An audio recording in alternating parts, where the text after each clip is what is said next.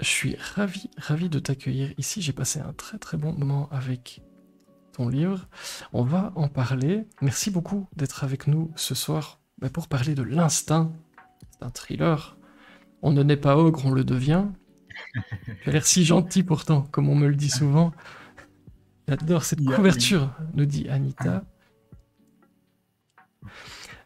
Merci Avant, à toi, Frédéric. Effectivement, il y a toujours un petit décalage quand les gens me parlent et ensuite quand ils lisent mes romans, ils sont souvent surpris parce qu'au premier abord, voilà, je suis quelqu'un d'assez calme et voilà, c'est pas le cas des romans, donc il y a toujours ce décalage qui peut surprendre effectivement. alors je mets le son un peu plus fort, je vous rassure. Hop, on est bon. Euh, mais ça fait vraiment plaisir. Et puis, vibration. Oh, j'avais vu cette sortie, trop chouette d'avoir cette interview. Du coup, voilà, tu arrives au bon moment. Vous ne connaissez peut-être pas, on commence toujours les interviews ici par le portrait chinois littéraire que le monde entier nous envie. Si, je vous jure, je reçois des messages du monde entier parce qu'ils nous l'envient. Et je vais évidemment t'y soumettre, cher Nicolas. Si tu étais un livre de chevet, lequel serais-tu et pourquoi, en quelques mots, si tu le souhaites? Alors, je vais dire un roman qui m'a peut-être le plus marqué parce que je l'ai lu adolescent, c'est Misery. Pour moi, c'est vraiment la référence en matière de huis clos, d'histoire de séquestration, un peu d'histoire d'horreur aussi. C'est le premier roman qui m'a fait vraiment peur. Et c'est, ouais, je pense, le roman qui m'a le plus marqué. Et Kathy Bates dans le film n'était pas triste non plus. Ah, je me Qui rappelle. était excellente. Moi, Très je belle l'ai découvert adaptation. comme ça, ouais. C'est parfois rare hein, avec du Stephen King. Bon, c'est très très bien ou très bizarre, mais c'est rarement entre les deux. Ça laisse jamais indifférent. C'est plutôt une bonne nouvelle. Ça m'étonne pas Ouais. que ce soit Misery, maintenant que j'y pense. Si tu étais un format parmi tous ceux qui existent, par exemple le poche, le grand format, e-book, audio, on parlait du numérique tout à l'heure. Alors, moi, je reste vraiment fan du grand format. Je lis essentiellement du poche pour des raisons financières, hein, on va pas se mentir, mais quand je peux, quand j'ai la possibilité, rien ne vaut vraiment le plaisir de lire sur un grand format. Voilà, de maintenir vraiment l'objet à pleine main, ça fait partie vraiment du plaisir de la lecture. Donc le grand format. Et c'est vrai que Kiko nous dit Stephen King revient souvent. J'ai oublié de vous dire, mais vous pouvez jouer dans le chat. Évidemment, les questions que je pose à Nicolas, il voit pas vos réponses, donc vous pouvez y aller. Il y aura pas de triche. Bah non. Si tu étais une maison d'édition, laquelle Oh, choisirais-tu? je vais rester un peu casanier. Je vais dire vraiment HarperCollins, ça fait 3 ans maintenant que j'y suis. C'était un rêve d'accéder à une maison d'édition de ce standing et j'y suis très heureux. Je travaille avec des personnes qui sont, au-delà de leur gentillesse, qui sont compétentes, qui nous défendent, qui s'acharnent vraiment à faire le meilleur texte possible, à promouvoir le mieux possible le roman. Donc voilà, je vais être un peu chauvin, mais je vais dire ma maison d'édition, HarperCollins. Et au passage, je vois vos messages, mais c'est vrai que, en fait, ici, le temps est parfois compté. Là, on est en retard, mais je vois vos messages, ça me fait plaisir. Bienvenue à tout le monde, vraiment. Merci pour vos follow et le reste. Bonsoir, bonsoir tout le monde. Si tu étais un rayon dans une librairie, est-ce que tu vas nous surprendre? Alors non, vraiment, pas de surprise. Le rayon polar, polar thriller, je lis ça depuis que je suis ado, donc ce rayon-là, évidemment. Si tu étais un marque-page, avec quoi marquerais-tu la page? Alors, j'ai le même marque-page depuis des années qu'on m'a offert. C'est un Gandalf en relief. Voilà, quand on le tourne, il bouge un peu. J'ai le même depuis, je sais pas trop, 4 ans. Et j'y reste fidèle, il me suit partout. Donc, je vais dire un Gandalf marque-page. Et tu te souviens où tu l'as eu? C'est toujours marrant comme ça On me, de... on me l'a offert. C'est ma copine qui me l'a offert. Audrey, on te salue. Audrey, Oui, tu la remercies dans les remerciements du livre. Et toujours. j'adore les remerciements dans les livres. Je sais pas vous, mais je lis toujours ça attentivement, mais toujours à la fin, parce que parfois ça spoil un peu, donc je préfère lire à la fin. Mais c'est toujours touchant, les remerciements, et c'est Oui, toujours une galère quand on les écrit. Enfin, moi perso, c'est une aussi. galère. On essaye d'oublier personne. Si on oublie personne, ça ressemble au festival de Cannes, avec un discours kilométrique. Faut faire gaffe. Mais tes remerciements étaient très très chouettes, et donc je les ai lus tantôt, donc je m'en souviens.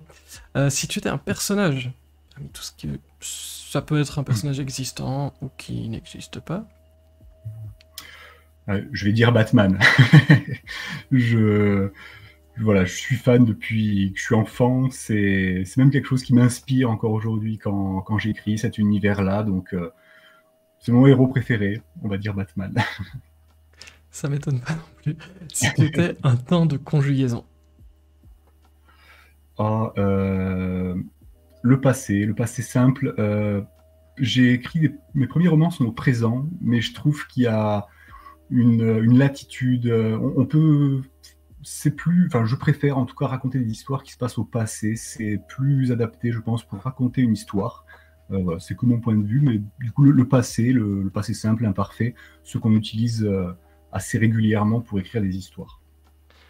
Alors, en régie, on me demande si tu as une lampe de chevet quelque part à côté de toi que tu pourrais allumer.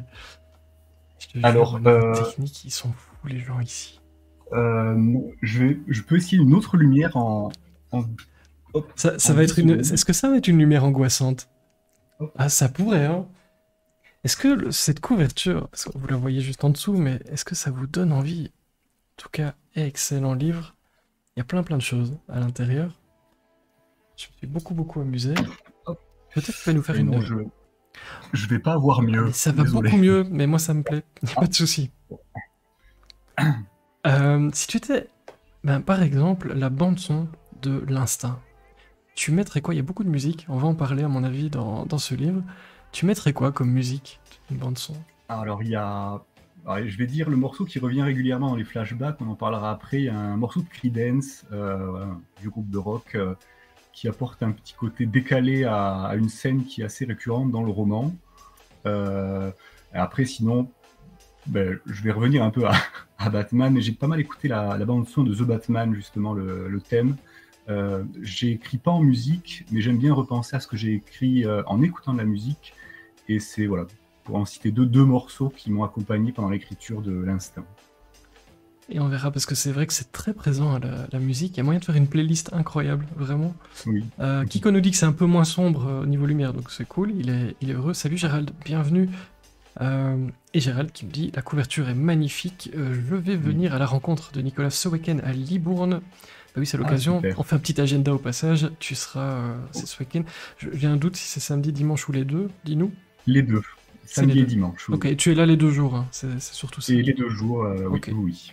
Bah voilà, si vous passez dans la région pour Libourne, Voilà. c'est l'occasion Mhm. de se faire dédicacer cet excellent livre. Fanny nous dit j'aime bien la couleur verte de la couverture, c'est souvent bleu ou rouge, rarement vert je trouve, cela change. Bah oui, c'est vrai qu'elle est excellente cette couve, moi j'aime beaucoup, elle m'a attiré aussi. Si tu étais un signe de ponctuation, dans quelle équipe tu es?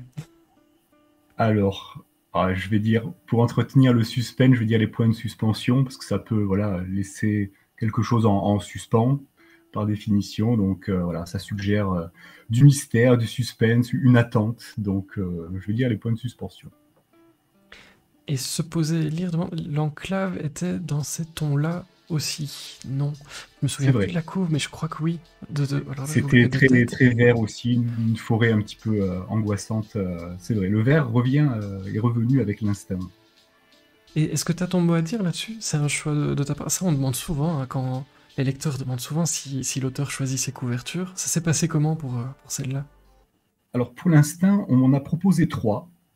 Et les 3 étaient très jolis, mais quand je les faisais défiler, mon regard revenait systématiquement à celle-là. J'ai vraiment eu un coup de cœur pour celle-là. Donc, j'en ai fait part à la maison d'édition. Et ensuite, c'est collégial. Vraiment, voilà, il y a toute la partie éditoriale, mais la partie commerciale aussi qui décide au-delà de est-ce qu'elle correspond le mieux au roman, est-ce qu'elle pourrait être la plus accrocheuse. Donc voilà, moi je je soumets mon avis et ensuite on en discute tous. Mais ce qui est bien, là où je suis en tout cas, j'ai mon mot à dire pour tout. Voilà, on peut toujours échanger. Mais jusqu'à maintenant, j'ai été chanceux parce que toutes les couvertures qu'on m'a proposées, j'ai juste à dire, ouais, elle est magnifique, donc c'est assez simple en fait. Ça se passe bien quand ça se passe comme ça, et c'est à souligner Voilà. aussi. Yantic dit tu passes aussi à Carbone. Je connais Oui, pas. le week-end suivant, Le à week-end côté de suivant. Toulouse, samedi, dimanche aussi.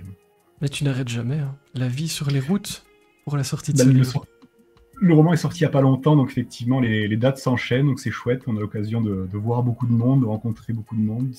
Donc oui, là, jusqu'à juillet, je vais être sur les routes. Petit dernier pour la route, si tu étais un verbe parmi tous ceux qu'on a à disposition.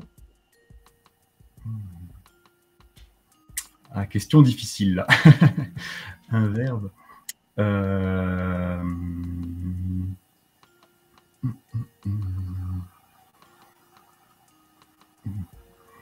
Je vais dire libérer, peut-être. Parce qu'on parle beaucoup d'histoires où des personnages sont enfermés, où ils cherchent finalement une échappatoire à la situation, à l'horreur de l'histoire. Beaucoup de huis clos, j'aime bien ce genre d'ambiance, où les personnages cherchent par un moyen ou par un autre à s'extirper de là, à se libérer. Donc je vais dire libérer. Libéré. Sylvie demande si tu viens bientôt en Belgique. Tu y étais il n'y a pas Alors, longtemps. Hein. Voilà, j'ai eu la chance d'y aller pour le salon de poche de l'Iris Noir, mais j'ai pas d'autres dates prévues pour le moment en Belgique. Peut-être l'année prochaine, j'espère.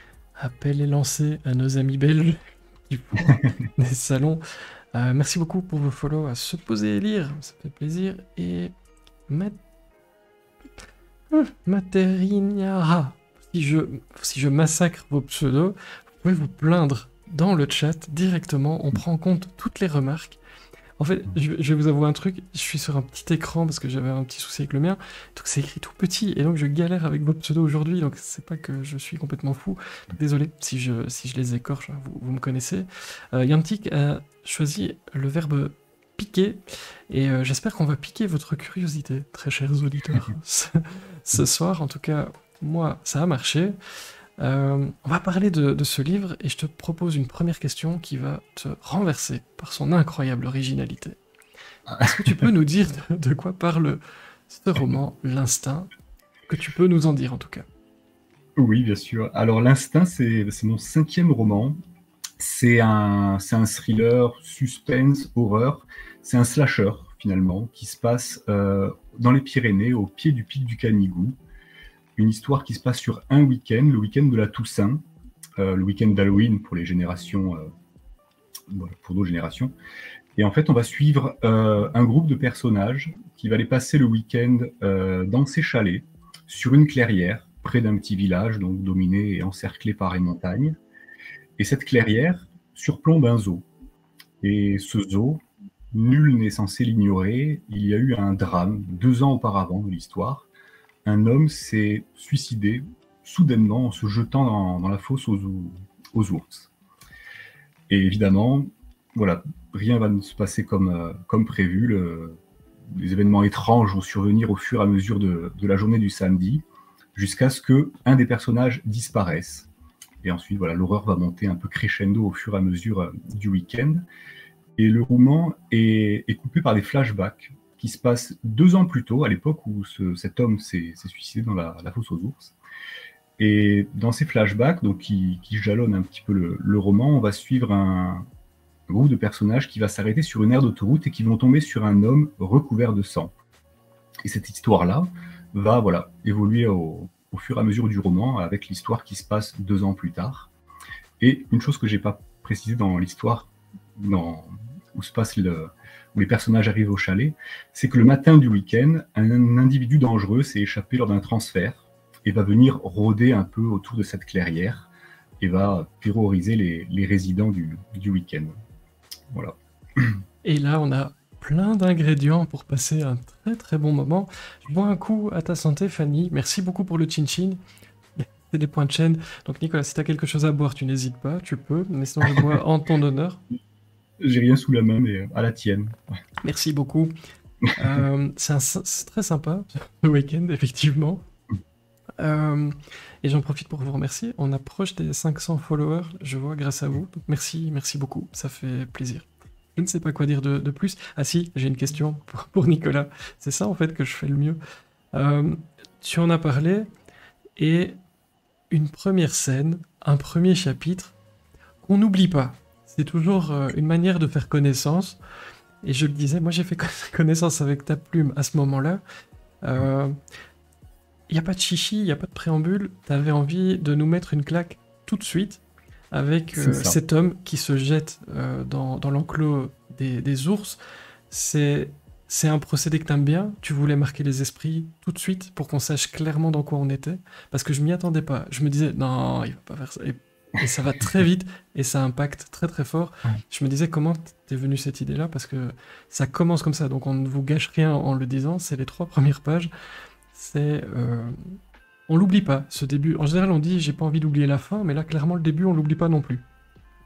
Ben, effectivement, c'est ça, hein. La fin doit, enfin, le début doit être, doit marquer, la fin évidemment.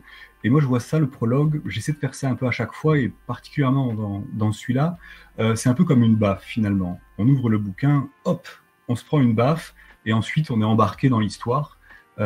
C'est comme ça que j'aime lire les prologues. C'est ce que j'essaie de faire à chaque fois, et particulièrement dans celui-ci. Vraiment, voilà, mettre un coup d'entrée finalement.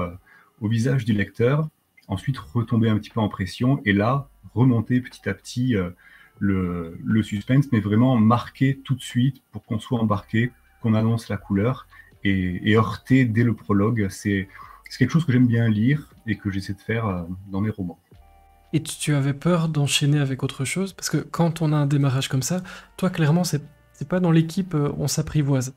Tout de suite, on, on va dans le cœur du sujet, donc c'est impactant.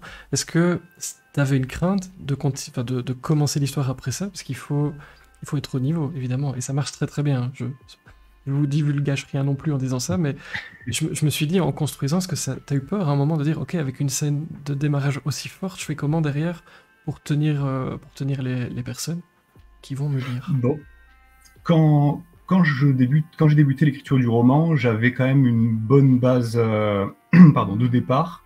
Donc je savais qu'il se passerait ça dans le prologue. Je savais que les personnages, voilà, pour ceux qui l'ont lu ou ceux qui vont le découvrir, on suit les personnages les uns après les autres.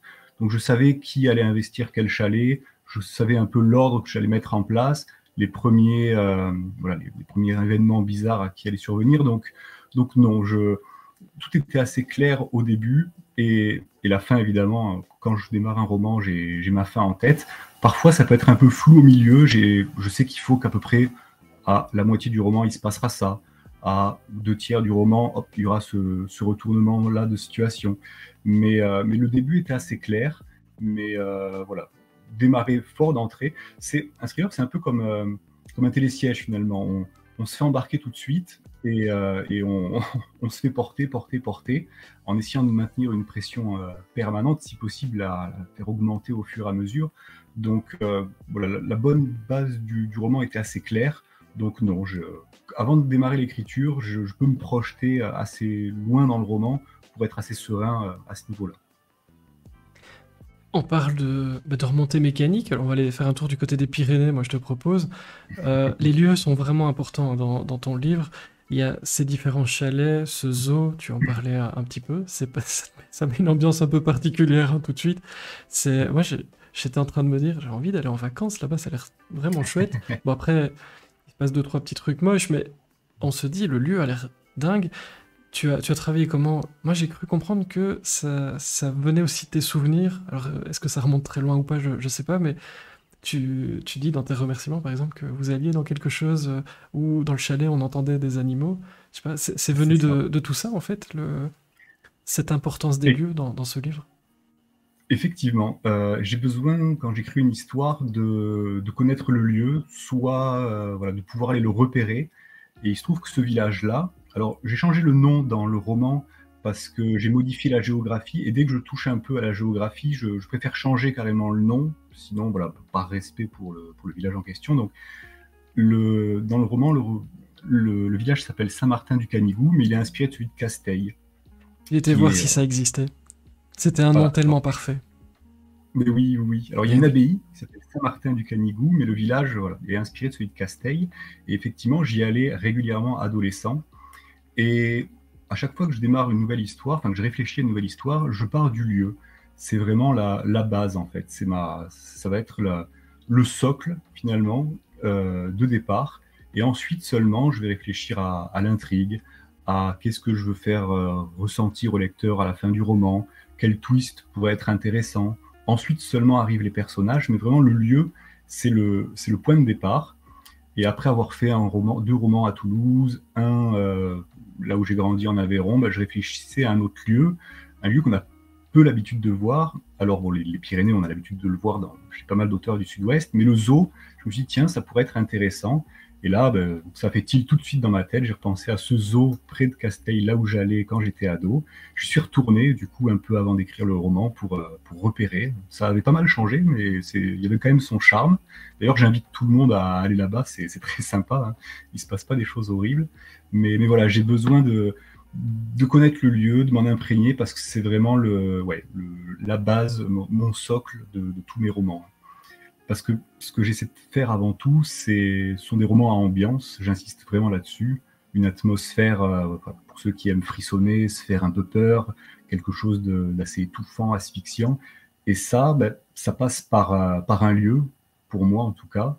Après, il peut y avoir d'autres ingrédients, comme la météo, voilà, un huis clos, mais vraiment le lieu définit l'atmosphère finalement. Donc je pars de là, et ensuite je construis le reste à partir de ce lieu. Et se poser et lire dit, je viens de regarder des photos de Casteil, donc je pense que l'office du tourisme va carburer grâce à toi. Ça peut être marrant hein, de créer quelque chose avec ça. Gérald nous dit Cinabre, l'ambiance était dingue, c'est vrai que c'est quelque chose qui revient. On parlait des lieux, il y a aussi la nature, parce que forcément, chalet, zoo. Tu dis que tu y es retourné parce que quand tu étais ado, t'as pas pris de notes, ou peut-être que si, en fait. T'avais peut-être des notes que t'as retrouvées, et tu t'es dit, oh, je vais me servir de ça, des souvenirs, probablement. Alors, des souvenirs, oui, des notes, non, parce que j'écrivais pas du tout, j'ai commencé tard l'écriture, mais des souvenirs pleins. Et d'ailleurs, certains sont, comme tu parlais tout à l'heure, de souvenirs que j'ai retransmis dans le roman, comme par exemple à la tombée de la nuit, quand on était avec mes parents dans le chalet, on entendait le lion du zoo d'à côté rugir. Donc imaginez un peu les montagnes, le crépuscule, et là vous entendez une série de rugissements.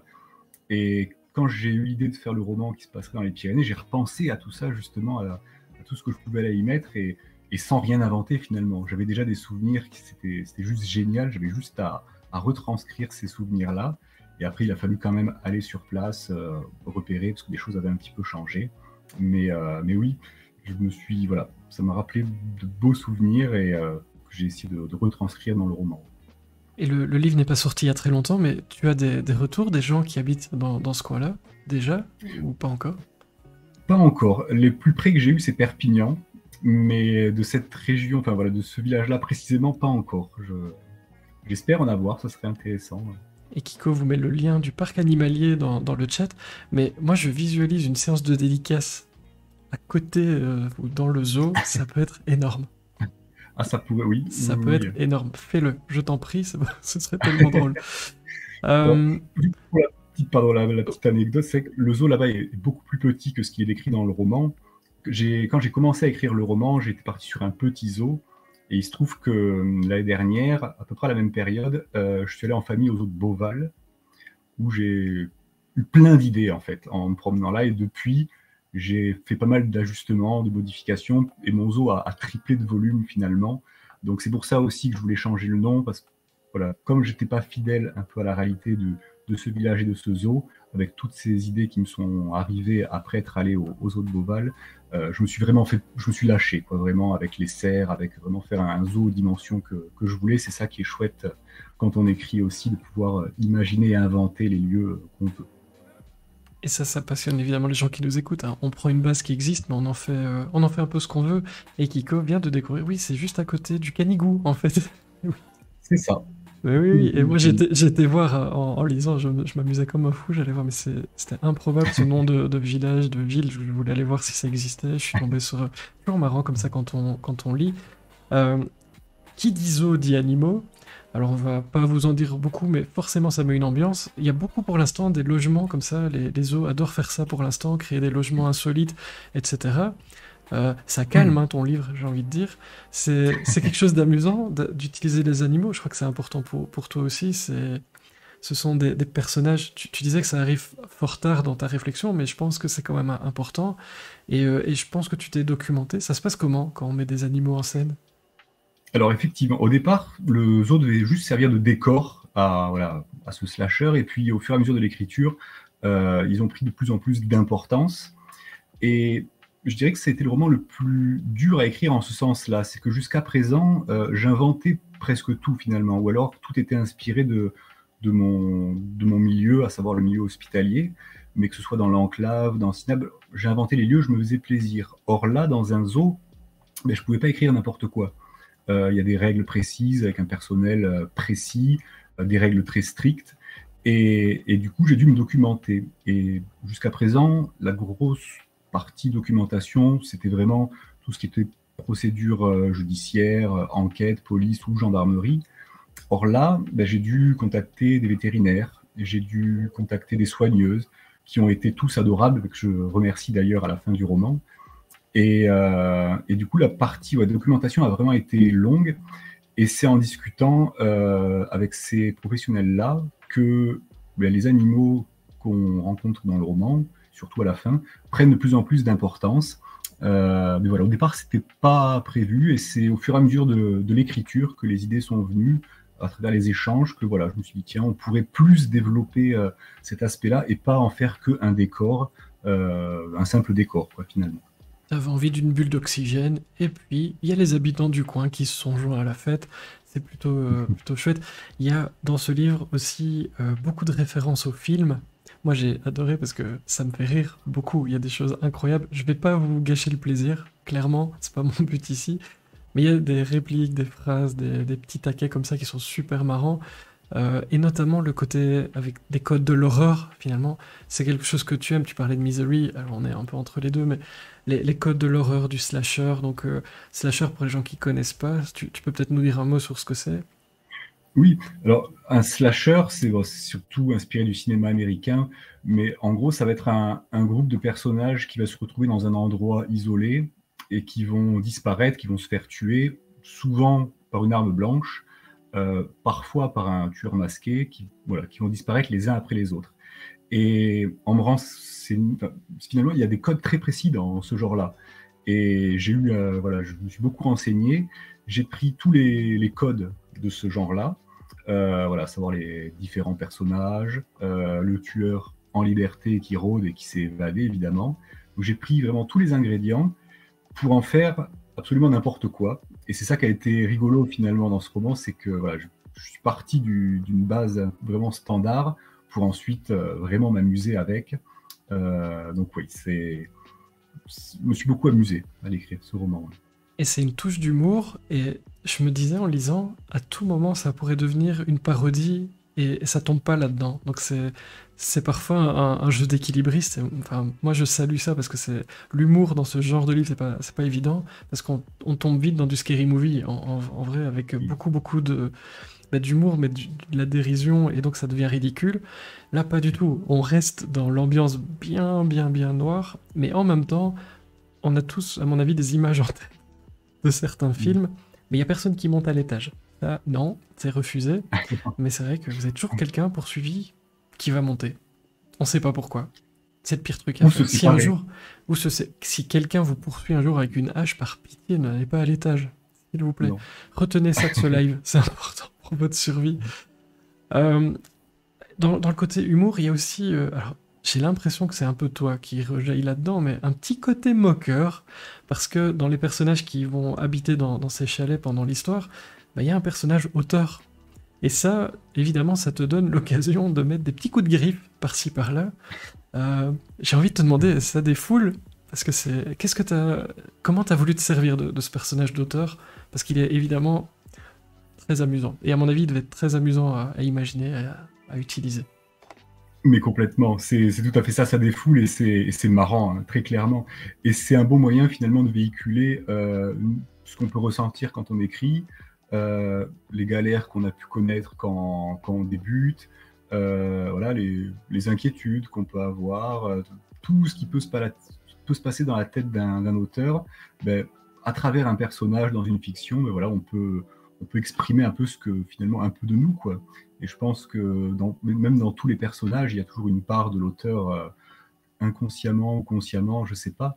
Et plus particulièrement voilà, dans un des personnages qui écrit, Alors, sur le look, je me suis inspiré d'un auteur, je reconnaîtra, peut-être vous le reconnaîtrez aussi, mais dans le tempérament, oui, je me suis vraiment fait plaisir avec un auteur qui, voilà, qui a eu du mal à démarrer, à percer, qui a connu un succès fulgurant, voilà, fulgurant, et puis voilà, qui a pris un peu la grosse tête. Mais voilà, c'est plus compliqué finalement, parce que là, ce serait un peu simpliste résumé comme ça. Voilà, il se pose plein de questions, mais voilà, j'ai pu m'amuser avec un parcours d'auteur, tout en incorporant voilà, quelques questionnements, quelques doutes, des angoisses aussi que peuvent rencontrer les auteurs. Salut le Belge qui lit, bienvenue. Et puisqu'on est là-dedans, moi j'aime toujours bien savoir, est-ce que tu pourrais nous donner un exemple de quelque chose qui t'énerve ou qui te fait plaisir dans ce milieu-là, dont tu pourrais parler dans le livre ou dont tu n'as pas parlé d'ailleurs, peu importe. Mais avec ton regard, ça fait 5 livres, tu disais, donc ça fait un petit temps maintenant que tu es dans le petit monde des livres comme ça. Qu'est-ce qui t'énerve? Qu'est-ce qui te fait plaisir? Il y a quoi que tu observes dans ce milieu-là qui retient ton attention, si je peux le dire comme ça? Bon, ce qui fait plaisir, évidemment, c'est rencontrer les gens qui nous lisent, de pouvoir échanger avec eux. Ça fait plaisir de présenter un roman, mais ça fait encore plus plaisir de discuter avec quelqu'un qui a lu le roman, si possible qu'il ait aimé. Mais voilà, de pouvoir échanger avec quelqu'un qui nous a lu, là, la discussion est beaucoup plus profonde. Ça fait plaisir de rencontrer des professionnels aussi, des libraires qui participent à vendre nos livres. Après, jusqu'à maintenant, il n'y a rien vraiment qui m'a déçu. C'est vrai que le milieu du polar, je remarque ça, parce que ça fait peu de temps finalement que je fais des salons, mais je remarque ça. C'est quand même un milieu bienveillant, où il n'y a pas vraiment de concurrence finalement. Quand quelqu'un gagne un prix, bon, on est content pour lui. Euh, Chose que j'ai pu voir dans d'autres domaines littéraires, par exemple, où là, voilà, il y avait une concurrence qui vraiment se ressentait, chose que j'ai, en tout cas, pour ma part, pas encore vue, pas vue dans le milieu du noir et du polar. Donc non, vraiment, j'ai de la chance, je profite je sais pas combien de temps ça va durer tout ça, le plus longtemps possible, j'espère, mais là, je prends tout, je profite, et c'est vraiment que du bonheur. Et bonsoir, c'est 1190. Bonsoir, bonsoir. Ça fait plaisir de vous voir, vous êtes très nombreux. Merci beaucoup, j'espère que ça vous passionne. Moi, en tout cas, c'est le cas. Et on continue à dire que ta couverture est magnifique, hein. Donc, c'est très bien. Le Belge qui lit valide aussi. Au niveau écriture, ça intéresse beaucoup aussi les personnes qui nous écoutent. Il y a quand même quelques personnages, on disait on est sur un slasher. Tu évoquais un plan ou une espèce de plan, je sais pas exactement comment tu le mets en forme.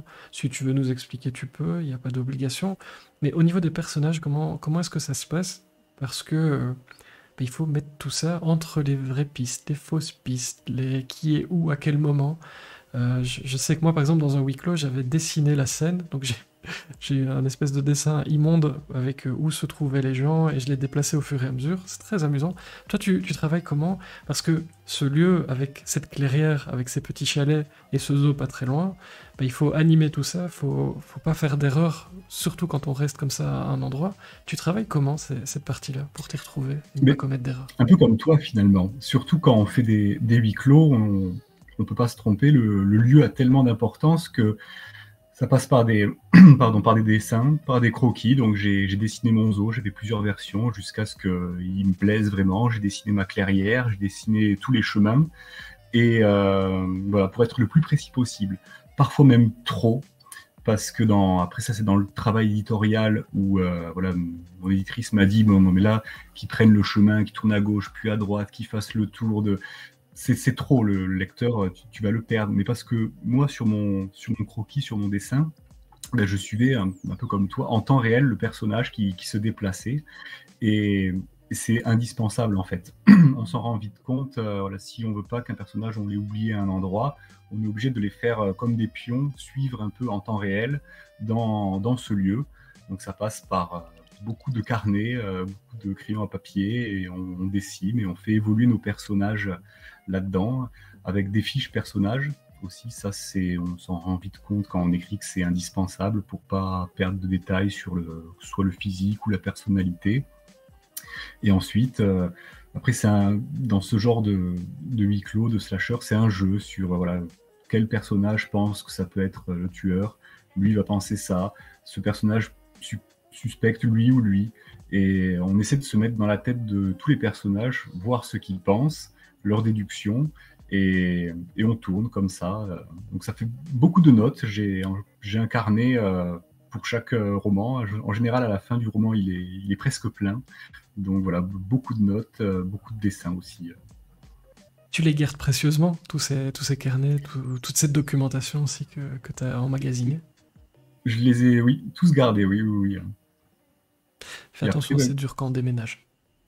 oui, Plus après, bah, j'en ai déménager. 5. Du coup, là, j'en ai 5 pour le moment. Et après, comme tu parlais tout à l'heure, c'est, voilà, moi, avant de commencer un roman, j'ai une bonne base de départ, en général le prologue, et les premiers éléments de l'intrigue. J'ai ma fin. Alors, plus ça va, plus elle est précise. C'était pas le cas dans mes premiers romans, mais là, dans l'enclave, dans l'instinct, voilà, je connaissais pratiquement toute ma fin par cœur. Je savais aussi ce que je voulais faire ressentir au lecteur à la fin du roman, un peu quel thème je voulais aborder, ce que je voulais lui faire poser un petit peu comme question, le pourquoi, le qui tue, pourquoi maintenant, c'est les questions de base. Et quelques étapes au fur et à mesure du roman, un peu comme je disais tout à l'heure, voilà, à un tiers, il faudra qu'il se passe ça, à la moitié, il faudra que, hop, eux aient compris ça, là je dis un peu n'importe quoi, mais c'est un peu l'idée, aux 2 tiers du roman, hop, il faudra que un tel meurt, là encore je dis n'importe quoi, ouais.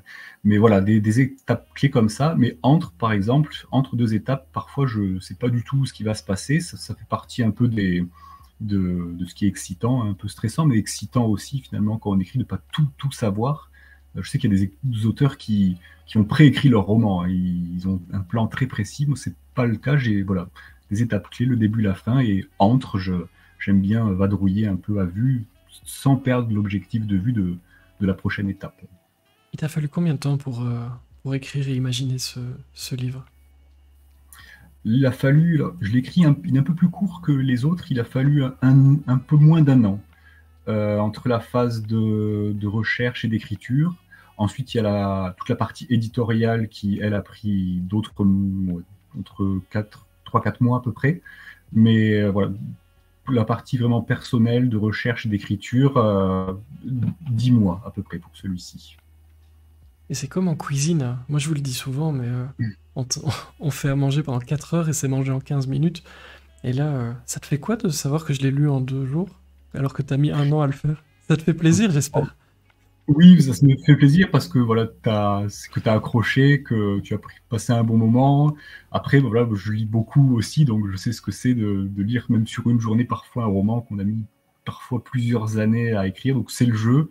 Voilà, le principal, c'est que les lectrices, les lecteurs passent un bon moment. Mais c'est vrai que quand le roman est sorti depuis 2-3 jours et qu'on me pose la question, alors le prochain, ben, il va falloir attendre un petit peu quand même. Alors, on le disait tout à l'heure, beaucoup, beaucoup de musique dans ce livre. Il y a moyen de faire une playlist incroyable.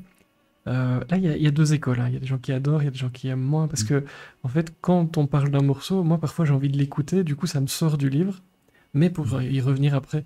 Mais toi, tu mets beaucoup de morceaux. C'est à quelle importance pour toi, la musique? Et Gérald, au passage, demande, est-ce que tu écris en musique ou plutôt dans le silence? Alors, déjà, la musique dans les romans, c'est...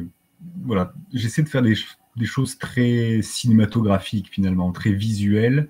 J'aime beaucoup les séries, le cinéma, et quand j'écris, j'ai parfois des musiques en tête, des musiques qui colleraient bien à la scène. Donc voilà, je vais, par exemple, citer carrément le titre de la chanson pendant la scène, que ce soit une musique qui peut passer à la radio, que voilà, essayer de faire en sorte que quand on lit, on ait cette musique un peu en tête. Par contre, je suis incapable d'écrire avec de la musique. Je vais écrire mon chapitre et ensuite je vais mettre la musique, par exemple, que j'ai glissée dans ce chapitre et je vais repenser à ce que j'ai écrit en écoutant la musique pour m'imprégner vraiment de l'atmosphère, repenser à la scène avec la musique en question. Mais si dois retoucher le chapitre, ce qui arrive tout le temps d'ailleurs, je vais couper la musique et je vais écrire. J'arrive pas à écrire avec du bruit, j'arrive pas à écrire hors de chez moi. Il faut que ce soit le silence complet quand j'écris. Alors, il y a aussi un aspect intéressant, c'est des chapitres très très courts. C'est un peu une marque de fabrique, ça. Parce que ça crée un page turner, alors pour le coup, très efficace. Oui, après, beaucoup d'auteurs, font ça, et c'est vrai que c'est quelque chose que j'aime bien lire. Encore une fois, je pense qu'on écrit les histoires qu'on aimerait lire et qu'on n'a pas déjà lues. Et c'est vrai que c'est quelque chose que j'aime bien lire, qui est efficace, je trouve, pour le rythme, voilà, avec chaque fin de chapitre qui appelle à lire le suivant. Donc, comme c'est quelque chose que j'aime bien lire, j'essaie de reproduire ce genre-là que je trouve efficace. Et Fanny demande si c'est toi qui as choisi le titre, l'instinct. Alors, non. Et comme pour pratiquement tous mes romans, j'ai jamais choisi le titre. Je suis très mauvais pour choisir les titres. En général, quand je les envoie à mon éditrice, par exemple, celui-là s'appelait Thriller Pyrénées. Et j'avais du mal à trouver un. Je confirme que c'est nul. Voilà. Donc, Quoique, maintenant que je réfléchis. Donc là, on en discute, on voit lequel est le plus accrocheur, lequel est le plus adapté à l'histoire, au roman, à la couverture. Et curieusement, celui-ci n'était pas pris. Et ceux qui l'ont lu, je pense qu'ils collent bien à l'histoire. Une fois qu'on a lu le roman, on comprend pourquoi ce titre. Et leur pire est né. Mais non, Kiko, tu peux pas faire Celui d'avant s'appelait Thriller Toulouse, celui d'avant s'appelait Thriller. Voilà, je suis très mauvais pour trouver les titres en général. C'est soit des proches, soit la maison d'édition qui trouve le titre. ça. J'imagine un pirate qui a accès à ton ordinateur, veut te voler le livre, voit le titre et fait non, je prends pas. Équipe. Ah ben, les dossiers s'appellent encore comme ça d'ailleurs. Ah, mais c'est pas bête, hein. Franchement, je le note, c'est vraiment pas bête. Dis, le temps file, c'est passé très très vite cette histoire, j'ai l'impression. Pour terminer, quels sont tes projets? J'imagine que tu as évidemment des projets, puis nous on a envie de savoir ce que tu nous prépares. Ah, évidemment la promo de l'instinct, ça c'est sûr, mais pour la suite. Oui. Alors voilà, pas mal de dates jusqu'à juillet, pas mal de salons, de rencontres en librairie, et une pause pendant l'été, ça reprendra ensuite au mois de septembre. Et ensuite, voilà, dès que j'ai terminé un roman, dès qu'il est accepté par mon éditrice, et même si je sais qu'il va falloir y revenir après, qu'il y aura beaucoup de travail éditorial, moi, il y a une partie de moi qui passe immédiatement à autre chose. Voilà, je me le laisse dans un coin de la tête, il faudra y retravailler, mais je me projette instantanément sur un autre projet. Et là, j'ai commencé un nouveau roman, j'en ai écrit un quart à peu près. Mon éditrice est en train de lire le premier quart. J'aime bien faire ça. À chaque fois, j'écris un quart de roman, voir un peu si je pars dans la bonne direction, s'il n'y a pas des petites retouches à faire, des petits ajustements au début avant de poursuivre. Donc voilà, j'ai un quart de prochain roman qui se passera à Toulouse ce coup-ci. Voilà. La technique de la tarte et du gâteau, quelle bonne idée. Écoute, c'était un vrai plaisir, en tout cas, de te recevoir pour parler de cet excellent livre, L'Instinct. Je vous conseille, si vous aimez ces ambiances un peu comme ça, huis clos slasher, il y a vraiment de bonnes choses. Il y a des personnages hauts en couleur et en fourrure. N'hésitez pas. Je vais évidemment te laisser le mot de la fin pour refermer le couvercle de cette boîte avant d'accueillir Ludovic Bertin qui va nous parler d'autres animaux avec Bloodhorns. Nicolas, que souhaites-tu nous dire pour conclure ton passage parmi nous ce soir? Avant tout, un grand merci Frédéric de m'avoir accueilli, d'avoir pu parler pendant 45 minutes de son roman. C'est assez rare finalement de pouvoir présenter son livre devant autant de personnes. Merci à tous ceux qui m'ont écouté, qui ont suivi. J'espère que ça leur a plu. Et j'espère, voilà, c'est pas un exercice dans lequel je suis très à l'aise de présenter mon roman, mais j'espère que ça vous a malgré tout donné envie de le découvrir. Et voilà, merci à tous et je laisse la place à Ludovic. Et tu as des remerciements dans tous les sens. Je t'enverrai une capture d'écran, ça fait toujours plaisir. Des remerciements. Mais oui, on était très nombreux pour t'écouter. Oui, apparemment les gens passent une très bonne soirée, c'est grâce à toi, merci. Bon travail pour les 3 derniers quarts et bonne promo parce que apparemment tu vas avoir des gens à ta table, hein, ils ont hâte de te retrouver, on peut dire. Donc c'est ce week-end Libourne, et puis j'ai oublié Ça commence par Et K. Carbone le week-end Carbone, bah oui. suivant. Voilà. Et puis, on peut retrouver, j'imagine, sur les réseaux sociaux. N'hésitez surtout pas à vous trouver où Nicolas sera présent. Un grand merci. Tu repasses ici quand tu veux. Et je te souhaite une bonne soirée.